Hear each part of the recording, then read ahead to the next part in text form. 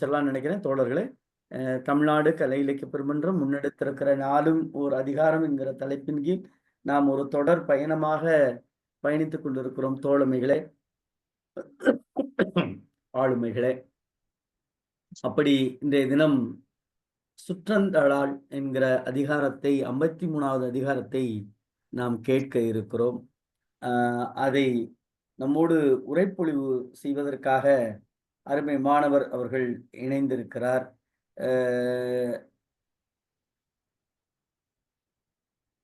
ஒரே ஒரு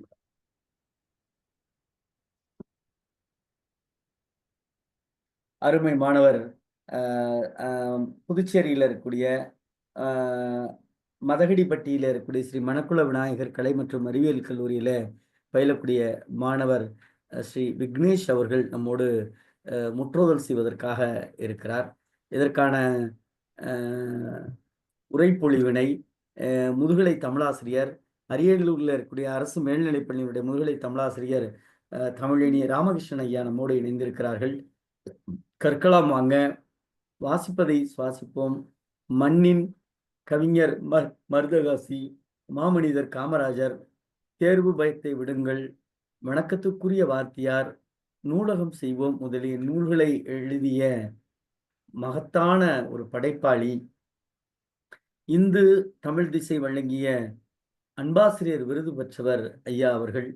தமிழக அரசின் சிறந்த நூலக ஆர்வலர் விருது பெற்றவர் ஆவார். வாசிப்பின் முக்கியத்துவம் குறித்தும் நூலகத்தின் சிறப்பு குறித்தும் மாணவர்களிடம் நாள்தோறும் உரையாடக்கூடிய நல்ல தமிழாசிரியர் ஐயா தமிழினி ராமகிருஷ்ணன் ஐயா நம்மோடு உரைப்பொழிவிற்காக இணைந்திருக்கிறார். அருமை மாணவர் அவர்களை முற்றோதல் செய்ய வருமாறு விக்னேஷ் அவர்களை மகிழ்வோடு அழைக்கின்றோம். விக்னேஷ் ஐயா, முற்றோதல் செய்யுங்க. அதுக்கு முன்னாடி உங்களுடைய பெற்றோர் பெயர் சொல்லுங்க.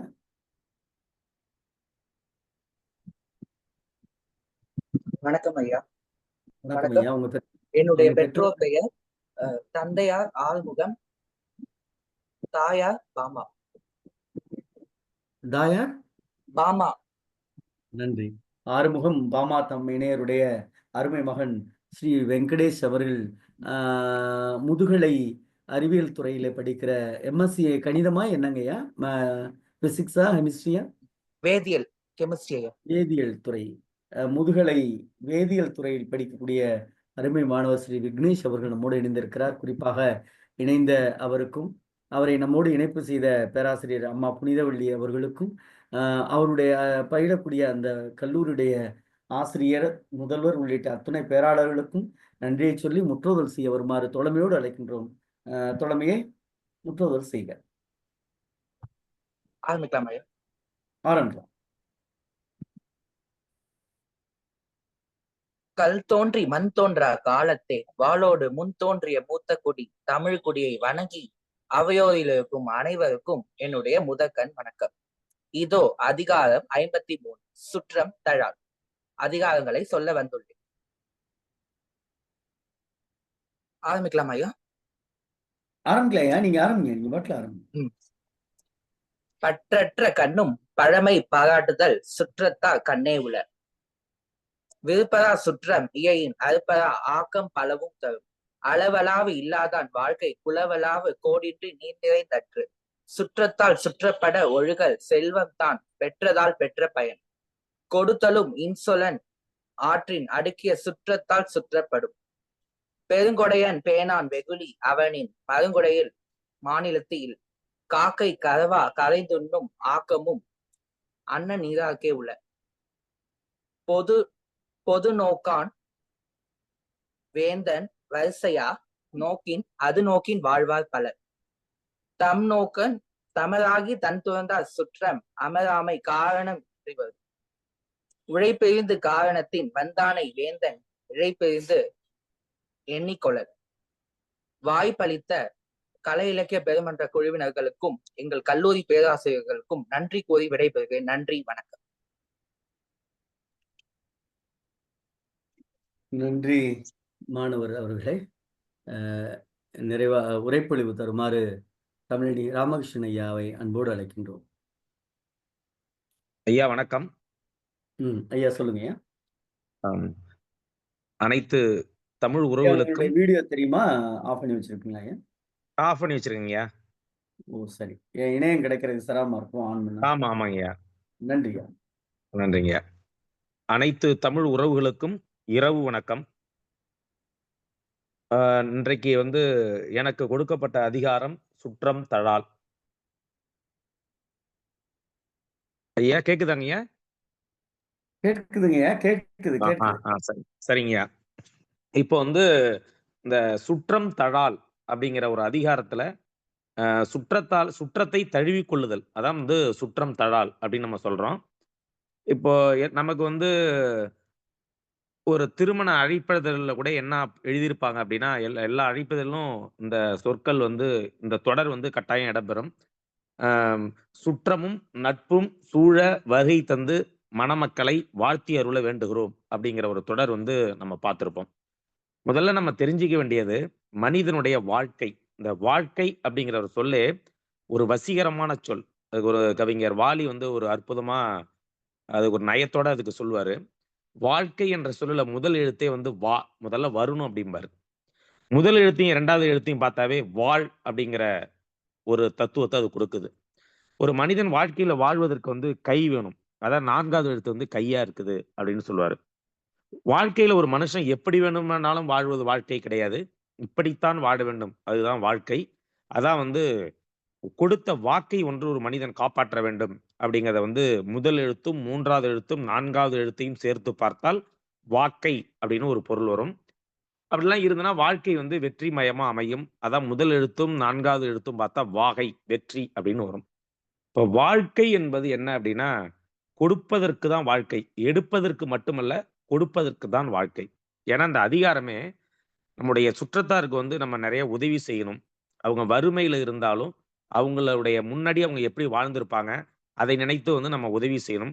நம்மள்ட்ட செல்வம் நெறைய இருந்தாலும் அத மத்தவங்களுக்கு கொடுக்கணும். அப்படி குடுக்காத வாழ்க்கை என்ன? கொடுத்த வாழ்க்கை என்ன? இதை பற்றி சொல்லக்கூடிய ஒரு அதிகாரமா தான் அந்த சுற்றம் தாள் இருக்கிறது. இப்போ உற்றார், உறவினர், சுற்றத்தார் அப்படின்னு ஒரு 3 பேத்த நம்ம சொல்றோம். இப்போ உற்றார்னா யாரு? உறவினர்னா யாரு? சுற்றத்தார்னா யாரு? இந்த 3 சொற்களுக்கும் வந்து நம்ம வேறுபாடு தெரிஞ்சிருக்கணும். இப்போ உற்றார் என்பது இரத்த சம்பந்தமான உறவுகளை உற்றார் அப்படின்னு நம்ம அழைப்போம். தாய், தந்தை, உடன் பிறந்தவர்கள் இவங்கலாம் வந்து உற்றார் அப்படின்னு நம்ம சொல்லுவோம்.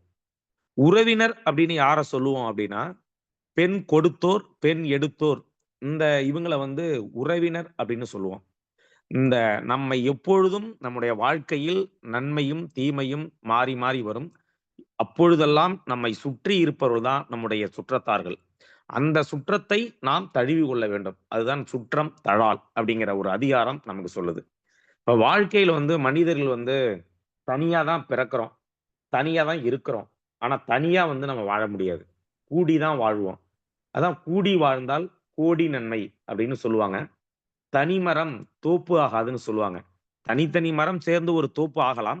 ஆனால் ஒரு தனி மரம் வந்து தோப்பு ஆகாது. அப்ப வாழ்க்கையில வந்து இந்த சமூகத்துல வந்து நம்ம வந்து ஒரு கூடி வாழ வேண்டும். நம்மிடம் நம்முடைய உறவுகளுக்கும், நம்முடைய உற்றார்களுக்கும், நம்முடைய சுற்றத்தார்களுக்கும் நம்மால் இயன்றதை அவர்களுக்கு உதவி செய்ய வேண்டும். ஒரு மனிதனுக்கு பதவி என்பதே உதவி செய்வதற்கு தான். ஆகையால் பணம் சம்பாதிப்பது முக்கியமல்ல. அதை நாம் செலவு செய்ய வேண்டும். செலவு என்பதை விட கொடுத்து உதவ வேண்டும். அதனால்தான் புறநானூற்றுல வந்து நக்கீரர் சொல்றாரு, "செல்வத்து பயனே ஈதல்" அப்படிங்கிற ஒரு அற்புதமான செய்திய வந்து நம்முடைய நக்கீரர் வந்து சொல்றாரு. அதுபோல "சுற்றம் பார்க்கின் குற்றம் இல்லை" அப்படின்னு சொல்றாங்க. நம்முடைய சுற்றத்தார் வந்து சில சில குற்றங்கள் வந்து இருக்கலாம். சில தவறுகள் இருக்கலாம். அவங்க திரும்பவும் நம்மிடம் வரும்பொழுது, அவர்களை நாம் அரவணைத்துக் கொள்ள வேண்டும். அதுதான் கடைசி 2 திருக்குறள்லாம் வந்து நம்மை விட்டு சில ஏதோ ஒரு காரணத்துக்காக அவங்க பிரிஞ்சு போனாலும், காரணம் இல்லாமல் பிரிந்து போனாலும், அவர்கள் மீண்டும் நம்மிடம் வந்தால், அவர்களை நாம் அரவணைத்துக் கொள்ள வேண்டும் என்ற செய்திய வந்து இதுல சொல்லும். அதான் நம்ம வந்து ஒரு பேச்சு வழக்குல சொல்லுவோம். "ஒண்ணா இருக்க கத்துக்கணும்" அப்படிலாம் சொல்லுவோம். எல்லாத்துக்கும் மேலாக நம்முடைய கணியன் பூங்குன்றனார், "யாதும் ஊரே யாவரும் கேளீர்" அப்படின்னு சொல்றாரு. அனைவரையும் நாம் வந்து ஒரு உறவினரா நினைத்துக் கொள்ள வேண்டும். அப்படி வந்து பணம் சம்பாதிக்கிறோம். அத நம்பளே வச்சிருந்தா என்ன ஆகும்? அதாவது ஓடிக்கிட்டே இருந்தா தான் அதுக்கு பேரு நீரோடை. அது தேங்கிடுச்சு அப்படின்னா, அது சாக்கடையா மாறிடும். அதுபோல தான் பணம் கூட. பணத்தை வந்து நம்மிடமே இருந்தா அது வந்து ஒரு சாக்கடை போல தேங்கி தான் இருக்கும். அந்த பணத்தை வந்து நம்ம நிறைய பேத்துக்கு கொடுக்கணும். அப்படி குடுக்காம பணம் சம்பாதிச்சு வச்சிருக்கிறது என்ன அப்படின்னா, நாய் பெற்ற தங்கம்பழம் அப்படின்னு சொல்லுவாங்க. அதனால வந்து அப்படி இருக்கக்கூடாது. அதேபோல சில நேரத்துல உறவுகள் வந்து நம்மிடம் பணம் இருந்தா தான் நம்மள்ட்ட வருவாங்க. பணம் இல்லாட்டி நம்மள விட்டு விலகி போயிடுவாங்க. அது அவருடைய குணமா இருக்கலாம். ஆனா நம்மளும் அப்படி இருக்கக்கூடாது. மூதுரையில வந்து ஔவையார் சொல்லுவாங்க, "அற்ற குலத்தின் அரிநீர் பறவை போல் உற்றுழி தீர்வார் உறவல்லர் அக்குலத்தின் கொட்டியும் ஆம்பலும் நெய்தலும் போலவே ஒட்டி உருவார் உறவு" அப்படின்னு அவை வந்து அற்புதமா சொல்லுவாங்க. அதாவது குளத்துல நீர் இருக்கிற வரைக்கும் தான் அதுல உள்ள சில உயிரினங்கள் இருக்கும். நீர் வற்றி போச்சுன்னா, அந்த உயிரினங்கள் வந்து இருக்காது. ஆனா அந்த குளத்துல வந்து என்ன இருக்கும்? எப்பொழுதுமே எது இருக்கும் அப்படின்னா, அந்த கொட்டியும், ஆம்பலும், நெய்தலும் வந்து அது ஒட்டி உறவாடிட்டு தான் இருக்கும். அப்படின்னு அத சொல்லுவாங்க. அந்த வகையில வந்து மனிதனுடைய வாழ்க்கையில வந்து ஒரு உறவுக்கு வந்து கை கொடுக்கணும். உரிமைக்கு குரல் கொடுக்கணும். நட்புக்கு தோள் கொடுக்கணும். நன்றிக்கு உயிர் கொடுக்கணும். அன்புக்கு இடம் கொடுக்க வேண்டும். அகந்தைக்கு விடை கொடுக்க வேண்டும். ஒரு கையை ஏந்தி வந்தால் இரு கையால் பொருள் கொடுக்க வேண்டும் என்று நம்முடைய கவி பேரரசு வைரமுத்து வந்து ஒரு கவிதையில வந்து அற்புதமா சொல்லியிருப்பாரு. அந்த வகையில இந்த சுற்றம் தழால் அப்படின்னுங்கிற அதிகாரத்துல பலவிதமான செய்திகளை வந்து வள்ளுவர் சொல்றாரு. அதாவது வந்து ஒரு சின்ன ஒரு கதை மூலமா ஒரு செய்திய சொல்லுவாங்க. ஒரு நகரத்துல வந்து ஒரு அடுக்ககம், அதாவது ஒரு அபார்ட்மெண்ட்ல வந்து ஒரு மொட்டை மாடியில வந்து சின்ன பசங்கலாம் வந்து ஒரு 10 பேர் வந்து பட்டம் பறக்க விட்டுட்டு இருப்பாங்க. அப்ப வந்து அந்த பட்டம் அந்த சின்ன பசங்க பறக்க விடும்போது, அவங்க கூடயே வந்து அவங்களுடைய அப்பா, தாத்தா இவங்கலாம் பெரியவங்களும் இருப்பாங்க. அதுல ஒரு பையன் மட்டும் என்ன செய்வான்னா, "என்னப்பா நம்ம பட்டம் உயர பறக்கவே மாட்டேங்குது. பக்கத்துல இருக்கிறவருடைய பட்டம்லாம் நல்லா பறக்குது. அந்த பட்டத்துக்கு விடுதலை குடுங்கப்பா. அந்த பட்டத்துடைய நூல நீங்க விடுங்க. இல்லாட்டி நூல அறுத்து விடுங்கப்பா. அது நல்லா பறக்கட்டும்பா" அப்படின்னு அவன் சொல்லுவான். அப்ப என்ன செய்வான்னா, அவங்க அப்பா வந்து, "இருடா தம்பின்னு" சொல்றதுக்குள்ளயே, அவங்க அப்பா கையிலேருந்து அந்த பட்டத்த வாங்கி இவன் விட்டுருவான். அது எங்கேயோ அந்த காற்றின் விசைக்கு தகுந்தாற்போல் செல்லாமல், அது ஒரு மரத்தில போய் சிக்கி, அந்த பட்டம் அறுந்து, அது நைந்து அப்படியே கீழ விழுந்துரும். அப்ப வந்து அந்த பையன் அழுவான். அப்ப அவங்க அப்பா சொல்லுவாரு, "தம்பி, இதுல வந்து பட்டம் என்பது நீடா. அந்த கையில நான் புடிச்ச அந்த காற்று விசைக்கு போல தள்ளி விடுறேன்ல, அது வந்து நான்டா. இடையில இருக்க அந்த நூல் இருக்கு பாரு, அந்த நூல் தான்டா நம்முடைய சுற்றம். அதனால நம்ம இந்த உலகத்துல வந்து ஒரு பட்டம் இருக்குன்னா, அந்த பட்டம் போலவும், நூல் போலவும், அதை கையில் வைத்திருப்பது போலவும் 3 பேரும் ஒற்றுமையாக இருந்தால் தான் நம்ம வந்து நல்லா நிலைமைக்கு வர முடியும். நல்ல அந்த இலக்கை அடைய முடியும். வாழ்க்கையில் உயர முடியும்." அப்படின்னு அவரு சொல்லுவாரு. அதுபோல வந்து சுற்றம் வந்து நமக்கு வந்து அவசியமான ஒன்று. உறவுகள் வந்து நம்மளை ஒரு நாளும் வந்து உதறி விடாது. உறவுகள் எப்பொழுதும் நம்மை நல்லா பார்த்துக்குவாங்க. அந்த உண்மையான உறவுனா யாரு? அப்படிங்கிறது ஒரு அரேபிய கதை ஒண்ணு சொல்லுவாங்க. ஒரு வீட்ல வந்து தந்தையும், மகளும் வந்து இருப்பாங்க. ஒரு நாள் வந்து சமைக்கும் பொழுது, ஒரு ஆட்ட வந்து முழுமையா சமைச்சு நம்ம 2 பேரும் சாப்பிடலாம் அப்படின்னு தந்தை வந்து மகள்ட்ட சொல்லுவாரு. சரிங்கப்பா அப்படின்னு சொல்லிட்டு அன்னைக்கு சமையல் செய்வாரு. செஞ்ச பிறகு உடனே தந்தை என்ன சொல்லுவார்ன்னா, "இந்த ஆட்ட வந்து முழுமையா நம்ம சாப்பிட முடியாது. பக்கத்துல தெருவுல நம்முடைய சொந்தக்காரங்கலாம், உறவினர்லாம் இருக்காங்க. அவங்கள போய் கூப்பிட்டுட்டு வாம்மா" அப்படின்னு சொல்லுவாரு. அந்த குழந்தை என்ன செய்யும்னா, மகள் வந்து வீட்ட விட்டு வெளியில போயி, ஒரு திடீர்னு ஒரு ஒரு நுதுனமான முறையில வந்து ஒரு அழைப்ப குடுப்பாங்க. "எங்க அப்பா உள்ள சமைச்சுட்டு இருக்கும்போது திடீர்னு தீப்பற்றி எரிஞ்சுச்சு. உயிருக்கு போராடிட்டு இருக்காரு. வாங்களேன், வாங்களேன், வாங்களேன்னு" கத்துவா. அந்த மகள் கத்துவா. அப்ப அந்த தெருவுல இருக்கவங்களுடைய உறவினர்கள் வந்து சில பேர் வந்து என்ன செய்வாங்கன்னா, கதவ அடைச்சுக்குவாங்க. அந்த நெருப்புல போய் நம்ம போனோம்னா நமக்கு ஏதாவது ஆயிடுமோ! நம்ம போய் எதுக்கு செய்யணும்? அப்படின்னு சொல்லிட்டு சில பேர் வந்து வீட்ட அடைச்சுருவாங்க. பூட்டிக்குவாங்க. சில பேரு வீட்ட பூட்டிட்டு வேற ஒரு இடத்துக்குலாம் போயிடுவாங்க. அதுல சில உறவினர் மட்டும் உள்ள ஒரு பதற்றத்தோட வருவாங்க. அந்த வழியே வந்த சிலரும் அந்த வீட்டு உள்ள போய் பார்ப்பாங்க. ஆனா, அவங்க அப்பா வந்து ஒரு அமைதியா இருப்பாரு. ஆனா இவங்க வெளியில வந்து இவங்களுடைய மகள் வந்து, "அப்பா தீக்காயத்துல பட்டிருக்காரு" அப்படின்னு சொன்னாங்களே, என்ன அப்படிங்கும்போது அப்பதான் அவங்க நெனச்சுக்குவாங்க. அப்ப வந்து அந்த மகள் சொல்லுவா, "உண்மையான உறவினர்கள் வந்து இவங்க தான்ப்பா. அதாவது வந்து தீக்காயம் எங்க அப்பாருக்கு பட்டுடுச்சுன்னு அப்படின்னு சொல்லும்போது, காப்பாற்றுவதற்காக சிலர் வந்தார்கள். சில உறவினர் வந்தார்கள். சிலர் அந்த வழியே செல்லக்கூடிய சிலர் வந்தார்கள். இவங்க தான் ஒரு உண்மையான உறவினர்கள்." அப்படின்னு சொல்லிட்டு, அவங்களுக்கு வந்து அன்னைக்கு சமைத்த அந்த இறைச்சியை வந்து உணவாக பங்கிட்டு தருவார்கள். இப்ப உண்மையான உறவு யாரு? அப்படிங்கிறதையும் நம்ம தெரிஞ்சுக்கணும். எப்படி இருந்தாலும் சுற்றம் தான் நம்ம வாழ்க்கையில் வந்து கை கொடுக்கும். அந்த சுற்றத்தாரிடம் சில குற்றங்கள் எப்போதும் இருக்கும். அந்த குற்றத்தை பார்த்தால் சுற்றம் இல்லாமல் சென்றுவிடும். அதுபோல் நம்மிடம் இருப்பதை மறைக்காமல் நம்மால் இயன்றதை கொடுக்க வேண்டும். அதாவது அச்சம் தவிர் ஆண்மை தவறேல் இயல்வது கரவேல் அப்படின்னு சொல்லுவாங்க. அந்த இயல்வது கரவேல 2 பொருள் இருக்கிறது. இயல்வது உன்னால என்ன முடியுமோ அதை கரவேல்னா மறைச்சிடக்கூடாது அப்படிங்கிற ஒரு பொருள் உண்டு. இன்னொரு பொருள் அதுல என்ன சொல்லுவாங்க அப்படின்னா, இயல்வது கரவேல் அப்படின்னா, உன்னால என்ன முடியுமோ அதை மட்டும் தான் சொல்லணும். ஊக்கத்தின் காரணமாக என்னால அது முடியும் இது முடியும்னு சொல்லிட்டு செய்யாம இருந்துடக்கூடாது. இயல்வது கரவேல், உன்னால என்ன செய்ய முடியுமோ அதை மட்டும் சொல்லு, மறைச்சு சொல்லிடாத அப்படின்னு 2 பொருளை சொல்லுவாங்க. அந்த வகையில் சுற்றத்தை தழிவு கொள்ளும் ஒரு அதிகாரமாக இந்த அதிகாரம் இருக்கிறது. இது மன்னருக்கு மட்டுமல்ல, அனைத்து மக்களுக்கும் பொருந்தக்கூடிய ஒரு அதிகாரம்தான். ஐயா சொல்லுங்கய்யா. அடுத்து திருக்குறளுக்கு வந்துடலாமா ஐயா? ஏன் நீங்க திருக்குறள் சொல்லுங்க, நாங்க அதுக்கு தானே காத்திருக்கோம். இப்போ அவ்வளவு நேரம் இருக்கிறதே அது. சரிங்க. இப்போ அடுத்தது நம்ம திருக்குறளை பார்க்கலாம். நேரடியா உங்களுக்குன்னு கரெக்டா ஒரு 25 இருந்து 30 நிமிடம். அதுக்குள்ள குறள் மட்டும் பெரும்பாலும் நம்ம பேசுறது குறள் மட்டும்தான். குறள் சம்பந்தமா நீங்க சொல்லிட்டீங்கன்னா அடுத்து பின்னூட்டம்லாம் சொல்லுவாங்க. அவ்வளவுதாங்க. இப்ப நான் ஒரு முன்னோட்டம் சொல்லியிருக்கேன். இந்த நிச்சயம் சுற்றம்னா நீங்க என்ன வாங்க, அப்படின்னு. வாங்க. குறள் சொல்லுவாங்க. ரைட்டுங்க.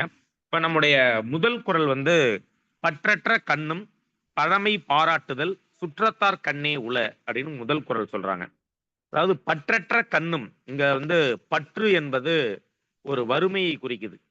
அதாவது ஏற்கனவே ஒருத்தர் பணக்காரரா இருந்தாரு, அவருக்கு ஒரு வறுமை நிலை அடைந்து விட்டாங்க. அதை சொல்றாங்க. அதாவது ஒருவருக்கு வறுமை வந்த நேரத்திலும் அவரிடம் பழைய உறவை பாராட்டும் பண்பு உடையவர்களே சுற்றத்தார் ஆவார்கள் அப்படின்னு சொல்றாங்க. ஒருத்தர் வாழ்க்கையில நல்லா வாழ்ந்திருப்பாரு. அப்படி வாழ்ந்தவர் கொஞ்சம் இடையில ஏதோ ஒரு காரணத்தால ஒரு துன்ப நிலைக்கு அல்லது வறுமை நிலைக்கு அவங்க போயிருக்கலாம். செல்வமா இருந்தவர்கள் வறியவர்கள் ஆனாலும் அவர்களுக்கும் அவர்களிடமும் நம்முடைய உறவை நினைவுபடுத்தி பாராட்டி பேசும் பண்பு யார்கிட்ட இருக்கும் அப்படின்னா சுற்றத்தாரிடம் மட்டுமே காணப்படும் அப்படிங்கிற ஒரு கருத்தை தான் பற்றற்ற கண்ணும் பழமை பாராட்டுதல் சுற்றத்தார் கண்ணே உள அப்படிங்கிற முதல் குறளை சொல்றாரு. முதல்ல பற்றற்ற கண்ணும், அந்த கண்ணும் என்பது ஒரு சூழலை குறிக்கிறது. சூழல்னா என்ன அப்படின்னா, செல்வந்தராய் இருந்த ஒருவர் இப்போது வறுமை நிலையில இருக்கிறாரு. அந்த நிலை அந்த சூழலை குறிக்குது. அடுத்து சுற்றத்தார் கண்ணே உள்ள இரண்டாவதுல இருக்கக்கூடிய கண் என்பது அந்த சுற்றத்தார் அந்த உறவினரிடம் மட்டுமே இருக்குங்கிற ஒரு இடத்தை குறிப்பிடுவதாக அந்த முதல் குறள் அமைந்திருக்கிறது. அடுத்த குறள் விருப்பாரா சுற்றம் ஏயின் அறுப்பு அறா ஆக்கம் பலவும் தரும் அப்படிங்கிற ஒரு குறள் இருக்கு.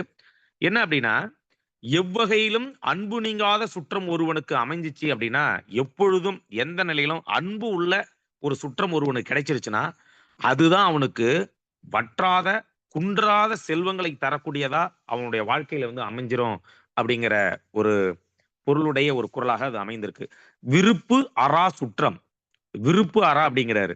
அதாவது அன்பு நீங்காத ஒரு சுற்றம் இயையின் ஒருத்தங்க அமைஞ்சிச்சு அப்படின்னா அறுப்பு அறா அவனுக்கு, அதாவது வற்றாத, அதாவது குன்றாத ஆக்கம், ஆக்கம் என்பது செல்வம், அதை நிறைய கொடுக்கும் அப்படின்னு சொல்றாரு. இப்ப என்ன சொல்ல வர்றாருன்னா, நல்ல அன்பான சுற்றம் ஒருவனுக்கு அமைஞ்சிருச்சுன்னா அதை விட அவனுக்கு இந்த உலகத்துல மிகப்பெரிய செல்வம் வேற எதுவும் இல்லை அப்படிங்கிற ஒரு செய்தியை அந்த குறள் சொல்லுது. அடுத்த குறள்ல அளவலாவு இல்லாதான் வாழ்க்கை குளவலா கோடு இன்றி நீர் நிறைந்தற்று அப்படின்னு சொல்றாங்க.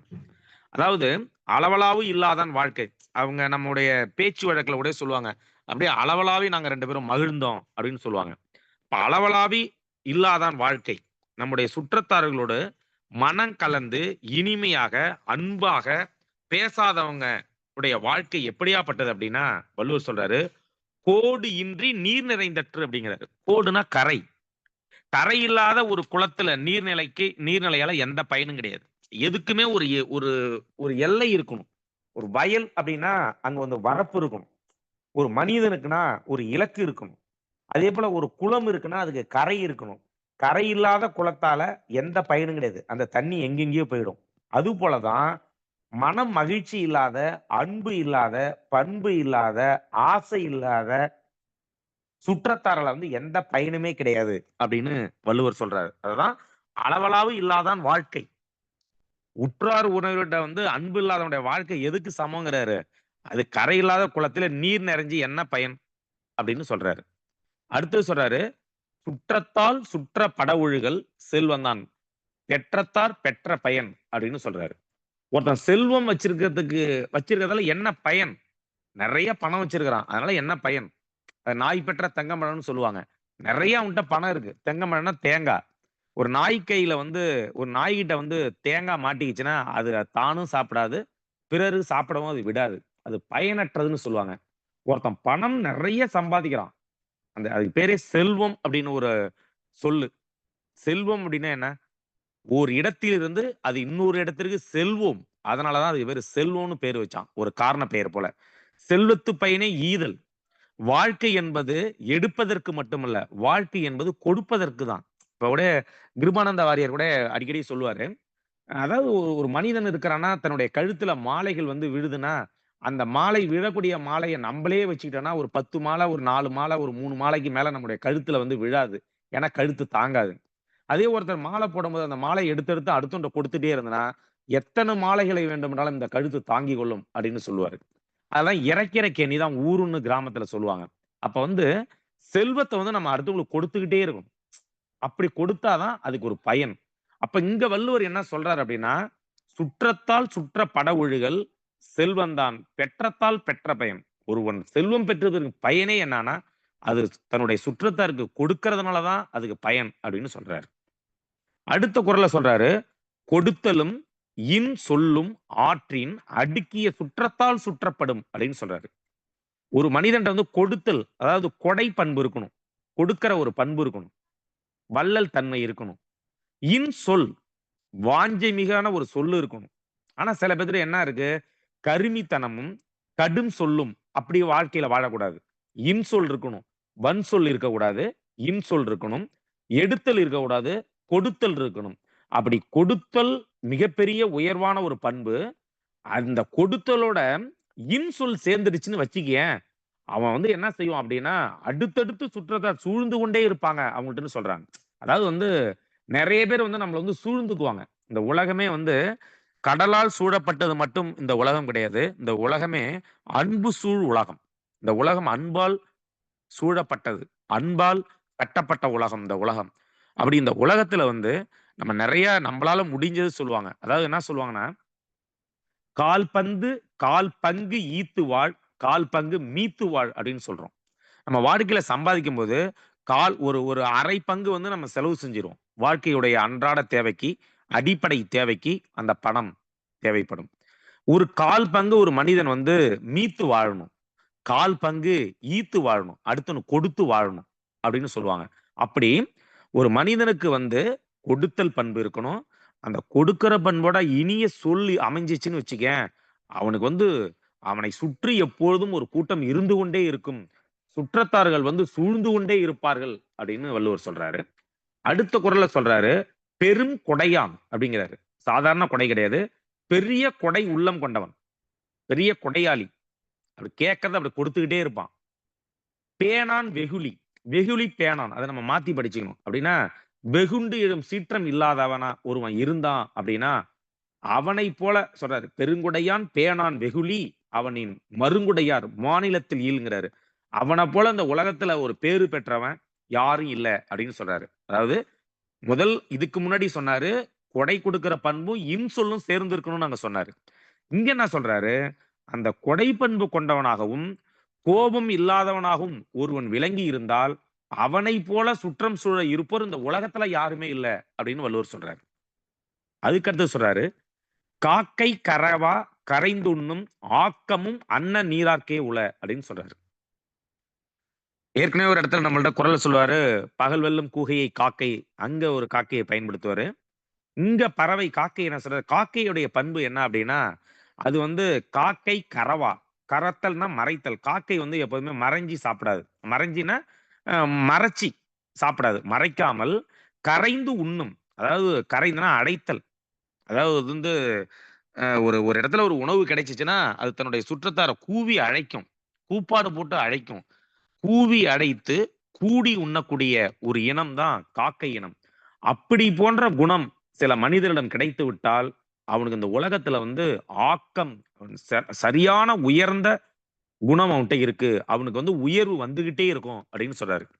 காக்கை எப்படி மறைக்காமல் கூவி கூடி உணவு உண்ணுகிறதோ அதுபோலதான், அதுபோல பண்பு உள்ளவனுக்கு இந்த உலகத்தில் எப்போதும் உயர்வு உண்டு அப்படின்னு சொல்றாரு. அந்த குணம் உள்ளவருக்கு தான் உயர்வு உண்டு அப்படின்னு வள்ளுவர் சொல்றாரு. அடுத்ததுல சொல்றாரு, பொது நோக்கான் வேந்தன் வரிசையா நோக்கின் அது நோக்கி வாழ்பவர் பலர் அப்படின்னு சொல்றாரு. வாழ்வார் பலர். என்ன சொல்ல வர்றாரு அப்படின்னா, பிறப்புக்கும் எல்லா உயிர்க்கும் அப்படின்னு வள்ளுவர் சொல்றாரு. இந்த உலகத்தில் வந்து அனைவரும் சமம்தான். பிறப்பால் அனைவரும் சமம். செய்யும் செயலால் வேணா ஒருத்தர் உயர்ந்தவர் தாழ்ந்தவர்கள், அதுவும் செயலால தான் நம்ம சொல்றோம். நல்லது செஞ்சனா வள்ளுவர் இன்னொரு இடத்துல சொல்லுவாங்கல்ல, இட்டார் பெரியோர் இடாதோர் இழிகுலத்தோர் அப்படிம்பாங்க. அடுத்தவனுக்கு உதவுறவன் தான் பெரியவனா இருக்க போறான். ஆனாலும் இந்த இடத்துல வள்ளுவர் என்ன சொல்றாரு அப்படின்னா, உலகத்தில் அனைத்து மக்களும் சமம் தான்.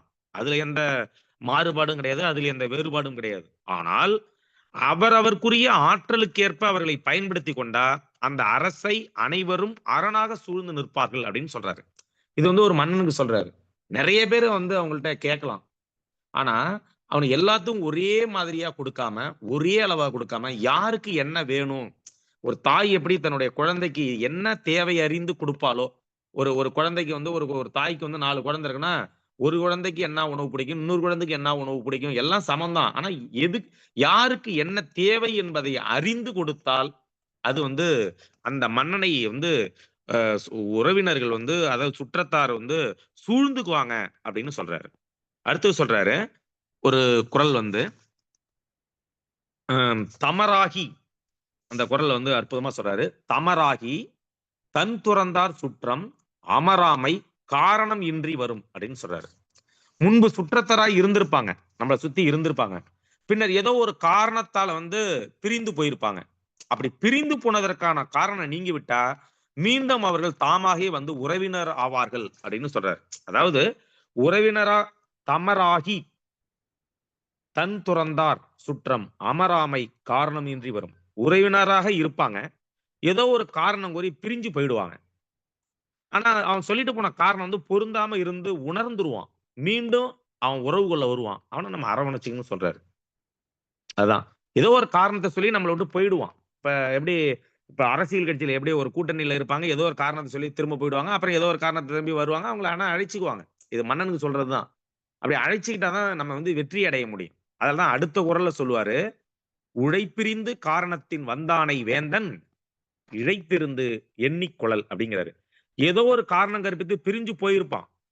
மீண்டும் தலைவனிடம் தக்க காரணத்துக்காக வருவான். அவனை ஆராய்ந்து ஏத்துக்கணும். ஏத்துக்கிட்டா தான் நம்ம வெற்றி அடைய முடியும். அப்படி ஏத்துக்கல, அப்போ நீ தான் என்ன விட்டுட்டு பிரிஞ்சு போயிட்டியே, அப்ப வந்து குறை சொல்லிட்டு போன, எந்த காரணமும் இல்லாம போன, இப்ப நீ எதுக்கு வர என்ன அப்படின்னு சொன்னோம்னா, அது இன்னும் நிறைய நமக்கு பகையை தான் உண்டாக்கும். அதனால ஏதோ ஒரு நல்ல காரணத்துக்காக அவன் நம்மளை விட்டு பிரிஞ்சாலும், இல்ல ஏதோ ஒரு கெட்டதா நம்மள நினைச்சு போயிட்டு திரும்ப உணர்ந்து வந்தாலும், எப்படி நம்மளை விட்டு போனாலும் நம்மளை நம்பி வந்தாங்க அப்படின்னா அவர்களை அரவணைத்துக் கொள்ள வேண்டும். அப்படி அவர்களை அரவணைத்துக் கொண்டால் மன்னனுக்கு வந்து வெற்றி கிட்டும், பகை நீங்கும் அப்படின்னு இந்த கடைசி குறள்ல சொல்றாரு. ஆக இந்த சுற்றம் தழால் அப்படிங்கிற இந்த 10 அதிகாரத்துல என்ன சொல்ல வராரு அப்படின்னா, ஒப்புரவு அறிதல் அப்படின்னு ஒரு அதிகாரம் இருக்கும் அறத்துப்பால்ல. அதுலயுமே வந்து என்ன செய்வாருன்னா வந்து அடுத்தவங்களுக்கு உதவி செய்யணும்னு சொல்லுவாரு. அங்க வந்து உதவி அப்படிங்கிற சொல்லுவாரு, உதவி செய்யணும்னு சொல்லுவாரு. இங்க வந்து என்ன சொல்லுவாரு அப்படின்னா, அந்த பணத்தை வந்து நம்ம மட்டும் வச்சுக்க கூடாது, உதவி செய்யணும். அங்க வந்து பொதுவா உதவிம்பாரு. இங்க வந்து அத சுற்றம் சுற்றம்னு சொல்லிட்டே இருப்பாரு. ஒரு சுற்றம் வந்து ஒரு மனுஷனை வந்து கைவிடாது அப்படின்னு சொல்லுவாரு. ஒரு காக்கை போல வந்து மறைக்காம நம்ம கொடுத்து உதவணும்பாரு. ஒரு செல்வம், அதாவது கொடுக்கக்கூடிய குணம் இருந்தா மட்டும் போதாது, அதோட இன்சொல் இருந்ததுன்னா இந்த உலகத்துல நீ தாண்டா பெரிய ஆளுங்கிறாரு.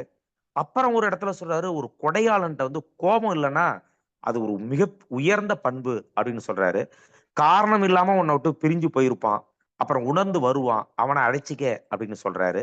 அப்படியாக இந்த இந்த அதே போல செல்வத்தால என்ன பயன் அப்படின்னா, நீ அடுத்தவனுக்கு கொடுத்தாதான்டா அது பயன் அப்படின்னு சொல்றாரு. அப்புறம் அளவலாவி வாழாதான் வாழ்க்கைங்கிறாரு. ஒரு மனம் நல்ல அன்பு மகிழ்ச்சியா வாழாத வாழ்க்கை அது வீணற்றது. எதை போல வீணற்றது அப்படின்னா, அதாவது கரை இல்லாத குளத்துக்கு சமண்டா அப்படின்னு அந்த இடத்துல சொல்றாரு. இப்படியாக சுற்றத்தை தழுவி கொள்ள வேண்டும். இந்த உலகம் என்பது தனி மனிதனால் மட்டும் வாழ முடியாது. இது ஒரு சமூகம். அதாவது கூடிதான் நம்ம வாழ முடியும். ஆகையால் நம்முடைய உற்றார் உறவினர்களோடு, சுற்றத்தாரோடு, எல்லாரிடமும் ஏற்கனவே ஒரு குறளை சொல்லுவார்ல, குணம் நாடி குற்றமும் நாடி அவற்றில் மிகை நாடி மிக்க குழல் அப்படின்னு சொல்லுவாரு. ஒரு மனிதன் குறையில்லாத மனிதன் கிடையாது, அதை குறைத்துக் கொள்ளாதவன் மனிதனே கிடையாது. ஆக குற்றம் பார்க்கின் சுற்றம் இல்லை, சுற்றத்தை தழுவி கொள்ளுவோம், நன்றாக இந்த உலகத்தில் மகிழ்ச்சியாக அன்பாக வாழ்வோம். நன்றி, வணக்கம். நன்றி தமிழாசிரியர் தமிழினி ராமகிருஷ்ணன் ஐயா அவர்களே, மிக்க மகிழ்ச்சி. நன்றிங்கய்யா.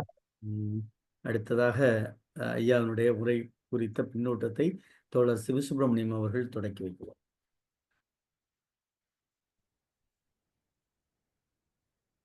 அன்பான தோழர்கள் அனைவருக்கும் வணக்கம். இன்னைக்கு முற்றுதல் செய்த மாணவர் ஸ்ரீ விக்னேஷ் அருமையாக சொன்னார், நல்ல பொருள் உணர்ந்து சொன்னார். அவருக்கு பாராட்டுகளும் வாழ்த்துக்களும்.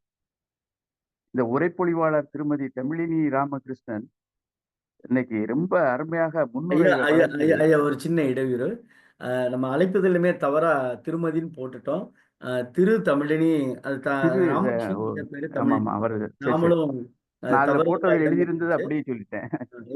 திரு தமிழினி ராமகிருஷ்ணன் ராமகிருஷ்ணன் ஐயாவுக்கு ஒரு சிறிய வருத்தத்தை நாங்க பதிவு பண்ணிக்கிறோம். தவறு அழைப்பதில் தவறாக இடம்பெற்று விட்டது. அதை பெரிதாக எண்ண வேண்டாம் என இந்த மன்றத்தின் சார்பாக வேண்டுகோள் விடுக்கிறோம். ஐயா ஆரம்பிக்கலாம். திரு தமிழினி ராமகிருஷ்ணன் அவர்கள் முன்னுரையே ரொம்ப ரொம்ப அருமையாக, ரொம்ப விரும்பத்தக்க வகையில் இந்த சொல்லாற்றல் ரொம்ப அருமையா இருந்துச்சு. அது திருமண அழைப்புதல் சொன்னாரு, அப்புறம் வாழ்க்கை அப்படின்னு சொன்னாரு. பிறகு உண்மையான உறவுகளை கண்டுபிடிப்பதற்கு அந்த கதை சொன்னாரு, ரொம்ப முத்தாய்ப்பாக இருந்தது. இப்ப எல்லாம் பணத்தை தேக்கி வச்சா சாக்கடைன்னு சொன்னாரு. ஆனா எல்லாருமே தேக்கி வைக்கத்தான் செய்தாங்க. கார்பரேட்டை சொல்ல கேட்கவே வேண்டாம், அவங்க பணத்தை குமிச்சு வச்சுக்கிறாங்க, மூட்டை மூட்டையா குமிச்சு வச்சிருக்க மாதிரி.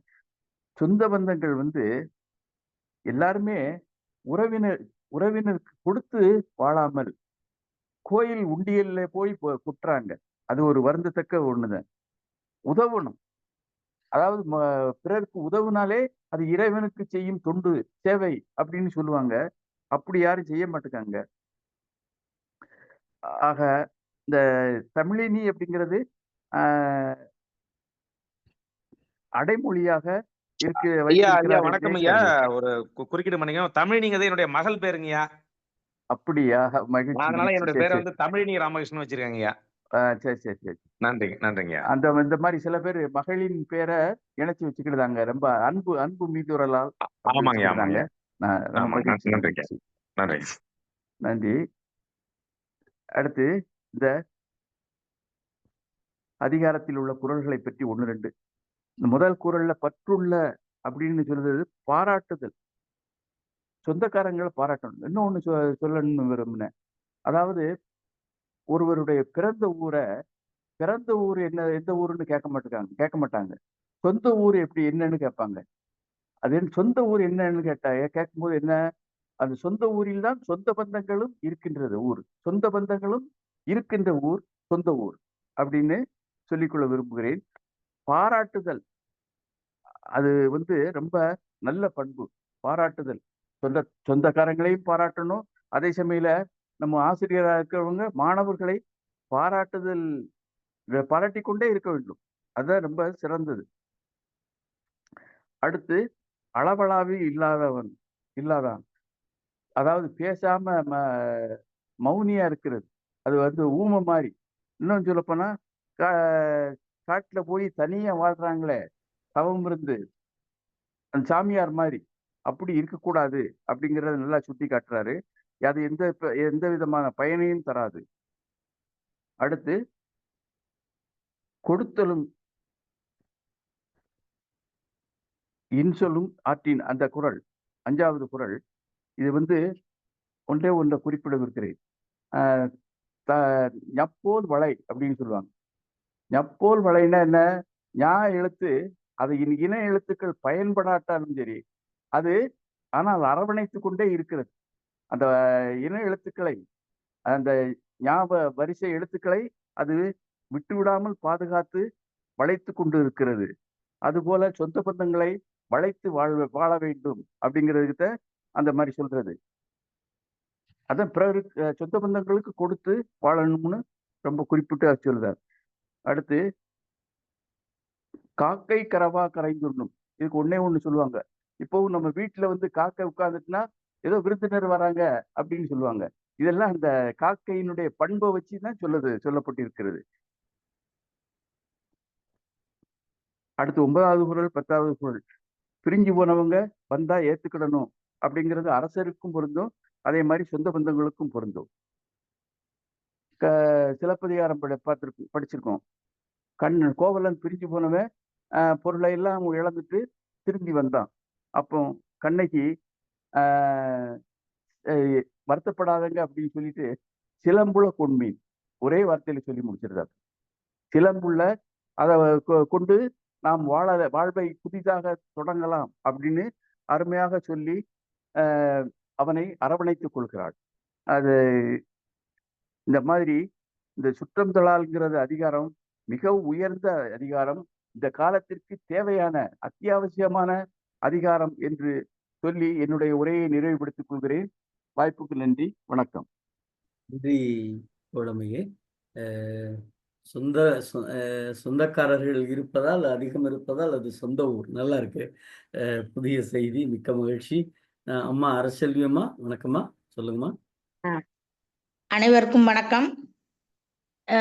இன்று முற்றோதல் செய்த மாணவருக்கு வாழ்த்துக்கள், பாராட்டுக்கள். அடுத்து இன்றைய உரையாசிரியரின் முன்னோட்டம் மிக அருமை. அந்த உற்றார்னா யாரு, உறவினர் யாரு, சுற்றத்தார் யாரு அப்படின்றதுல தொடங்கி அவர் சொல்லிட்டே வந்த அனைத்துமே ரொம்ப நல்லா இருந்துச்சு. அவர் சொன்ன அந்த அரேபிய கதை அதுவும் அருமை. இது ஏற்கனவே படித்துள்ளேன், ஆனா பொருத்தமான இடத்தில் பொருத்தமாக அந்த கதையை பயன்படுத்தினாரு. அவரோட பேர் கூட கொஞ்சம் வித்தியாசமா எனக்கு இருந்துச்சு. நான் இப்பதான் கேள்விப்படுறேன். மகளோட பேரை தன்னோட பேருக்கு முன்னாடி போட்டுக்கிற ஒரு தகப்பனாரை பார்க்க முடிஞ்சது. அவருக்கு இதுக்காகவே அவருக்கு பாராட்டு தெரிவிக்கலாம். அடுத்து உரை ரொம்ப அழகா சொன்னாரு. குறளை பொறுமையா வாசிச்சு எல்லாத்துக்கும் நல்ல ஒரு விளக்கம் கொடுத்து தொய்வில்லாமல் கொண்டு போனாரு. உரையாசிரியருக்கு வாழ்த்துக்கள், பாராட்டுக்கள். இந்த 10 குறளும் கண்டிப்பா நம்ம எல்லாருக்கும் ஒவ்வொருத்தரை ஞாபகப்படுத்தியிருக்கோம். 10 குறள் அவர் சொல்லிட்டு வரும்போதே நம் மனதில் நிச்சயம் நமது சுற்றத்தார் ஒருவர் இடம் பெற்றிருப்பார். அந்த வகையில எனக்கும் இருந்துச்சு. எனக்கு கால் ஆக்சிடென்ட்ல வலது கால் வலது பக்கமா திரும்பிடுச்சு. அப்ப என்னோட தம்பி 2 தம்பி மனைவிகள் தான் என்னை ரொம்ப நல்ல சின்ன பிள்ளைங்க தான், ஆனாலும் என்னை அருமையா பார்த்துக்கிட்டாங்க. அந்த சொந்தம் இருந்தனால தான் 2.5 மாசம் என் தம்பி வீட்டுல தங்கி இருந்தேன். அது மாதிரி எங்க சித்தப்பா ஒருத்தர், அப்பாவோட கூட பிறந்த தம்பி, IRS உயர் பதவியில இருந்தாரு. அவரு தான் தன்னோட அண்ணன் பிள்ளைகள் எல்லாத்தையும் படிக்க வச்சாரு, கல்யாணத்துக்கும் உதவுனாரு. அந்த மாதிரி சுற்றங்கள் இருக்கு. இந்த சுற்றங்கள்ல வருத்தங்கள் இருக்கும், சண்டைகள் இருக்கும். ஆனா அந்த சமயத்துல நாம என்ன பண்ணோம், அவர்களை பற்றிய குறைகளை பிள்ளைகள்கிட்ட சொல்லக்கூடாது.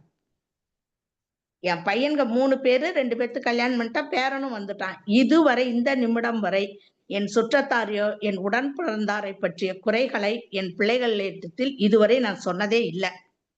என் தங்கச்சியே ஒரு தடவை சொன்ன, நீ ஏன் இப்படி இருக்க, நான்லாம் சொல்லியிருக்கேன், நானே இப்ப தம்பியோட கூப்பிட்டு சொல்றேன் அப்படின்ட்டு அவ சிலதை சொல்லிட்டா என் பசங்கள்கிட்ட. நான் சொல்ல மாட்டேன் பாப்பா, அவங்களா வேணா தெரிஞ்சுக்கிட்டோம்.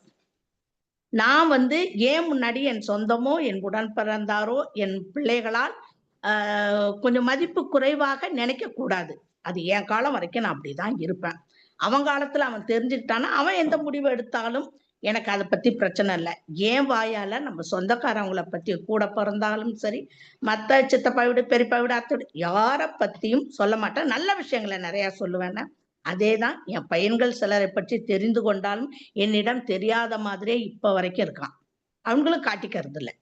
அதனால எல்லாருமே நமக்கு வருத்தம் வரும் காலத்தில் பிள்ளைகள்கிட்ட அந்த கோபத்தை பிள்ளைகள் வரைக்கும் கொண்டு போகாதீங்க. நம்ம தலைமுறையோட இருந்துட்டு போகட்டும். அதை அடுத்த தலைமுறைக்கும் அந்த வெறுப்பையும் சலிப்பையும் கடத்த வேண்டாம். அப்படின்னா நமது சொந்தங்கள் திரும்ப நம்ம அவங்கள்ட்ட பேசும்போது எல்லாரும் சந்தோஷமா இது பண்ணலாம். என் கூட பிறந்தவங்க 2 பேர், நாங்க 5 பேர் அக்கா தங்கச்சிங்க, 2 தம்பிங்க. எல்லார் வீட்டுக்கும் போகக்கூடிய பிள்ளைங்க யாருன்னா என் பிள்ளைங்க மட்டும்தான். ஏன்னா யாரை பத்தியும் என் பிள்ளைகள்கிட்ட நான் கோப வருத்தங்களை சொன்னதில்லை. யாரை பத்தியும் மதிப்பு குறைவா சொல்லாதனால எல்லார் வீட்டுக்கும் போவானுங்க. ஆனா எல்லார் பிள்ளைகளும் எல்லார் வீட்டுக்கும் வருவாங்களாங்கிறது இல்லை. அதனால நாம் சுற்றத்தாரை பேண வேண்டும். வருத்தம் இருந்தால் அமைதி காப்போம், மௌனமாக இருப்போம். சேரும் காலத்தில் வள்ளுவர் சொன்ன மாதிரி அப்போ உறவுகளோட சேருவோம். வாய்ப்புக்கு நன்றி. வணக்கம். இதுல ஒரே ஒரு வேண்டுகோள். இந்த தளத்தில் இந்த உரையாசிரியராக வருபவர்கள் தயவு செய்து வாரத்தில் 2 நாட்களாவது இந்த நிகழ்ச்சியில் பங்கு கொள்ளுமாறு ரொம்ப ஆர்வத்தோடும் அன்புடனும் கேட்டுக்கொள்கிறேன். 53 இன்றைய அதிகாரம் 53 அதிகாரங்களை கடந்து வந்திருக்கிறோம். 53 உரையாசிரியர்கள் இருக்கிறார்கள். அவர்கள் வாரத்தில் 2 நாட்கள் இணைந்தாலே போதும், இந்த நிகழ்ச்சி மேலும் சிறப்புறும் என்று கூறி வாய்ப்புக்கு நன்றி கூறுகிறேன். நன்றி, வணக்கம். அறச்செல்வி அம்மாவுடைய சிந்தனை குரல் செயலாக்கம் பெற்றால் அதை காட்டிலும் மகிழ்வான மன நிறைவான பாராட்டுக்குரியது எதுவும் இல்லை. ஆனால் ஒவ்வொரு நாளும் அறைகூவல் விடுத்துத்தான் அழைக்கின்றோம் வாருங்கள் என்று. என்னமோ தெரியவில்லை, இதுவே ஒரு திரைத்துறையினர் இருந்து கொண்டு ஒரு ஒரு ஒரு வினோத விளையாட்டுகள் நடத்தினால், போட்டிகள் நடத்தினால் கூட்டம் கூட்டமாக வருவார்கள். இணைப்பு கொடுப்பதற்கு நேரமே பத்தாமல் ஆகிவிடும். ஆனால் பாவம், என்ன செய்வது? மதங்களை கடந்து, மொழிகளை கடந்து, உலக இலக்கியங்களை, உலக தர்மத்தை, உலக ஒழுக்கத்தை, உலக அறநெறியை, உலக உன்னத்தை, உலக மானுடத்தை பேசிய மகத்தான வள்ளுவனை பற்றி பேசுகின்ற பொழுது எண்ணிக்கை குறைவாக இருப்பது என்பது உண்மையிலே நான் ஒரு இழுக்காகவே பார்க்கிறேன். நீங்கள் சொல்லுகிற செய்தி எனக்கு உண்மைதான்.